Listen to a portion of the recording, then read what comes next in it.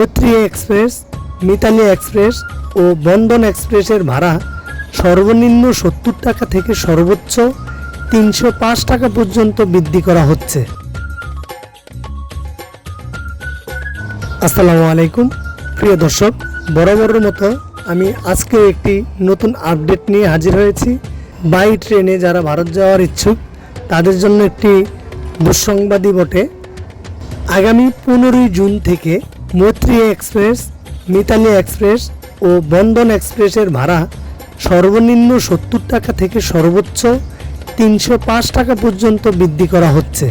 বাংলাদেশ রেলওয়ের এক প্রজ্ঞাপনে বলা হয়েছে, মৈত্রী এক্সপ্রেস, মিতালি এক্সপ্রেস ও বন্ধন এক্সপ্রেসের প্রতি টিকিটের দাম সর্বনিম্ন 70 টাকা থেকে সর্বোচ্চ 305 টাকা পর্যন্ত বৃদ্ধি করা হবে।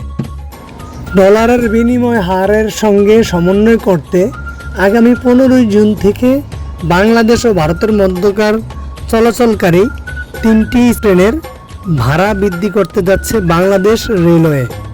নতুন তালিকা অনুযায়ী ঢাকা কলকাতা মৈত্রী এক্সপ্রেস একটি এসি সিটের ভাড়া হবে 5,110 টাকা, যা বর্তমানে 4,900 টাকা। একটি এসি চেয়ারের ভাড়া হবে 3,740 টাকা, যা বর্তমানে 3,600 টাকা রয়েছে।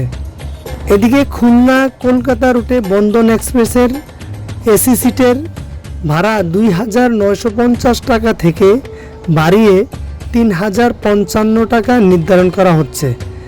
এসি চেয়ারের ভাড়া 70 টাকা বাড়িয়ে 2,370 টাকা করা হবে। অপরদিকে ঢাকা নিউ জলপাইগুড়ি রুটে মিতালি এক্সপ্রেসের একটি এসি বার্থের ভাড়া ধার্য করা হয়েছে 7,025 টাকা, যা বর্তমানে 6,720 টাকা। এসি সিটের ভাড়া হবে 4,520 টাকা, বর্তমানে যা 4,290 টাকা।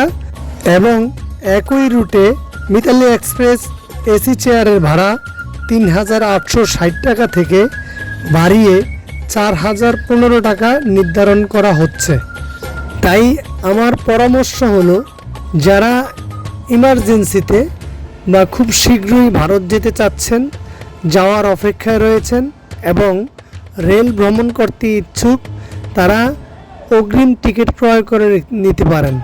এতে করে আপনাকে টিকিট ক্রয় বাবদ বাড়তি টাকা গুনতে হবে না। প্রিয় দর্শক, আজ এ পর্যন্তই।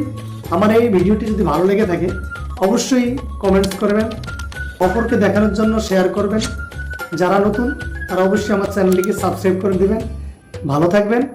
আল্লাহ হাফেজ।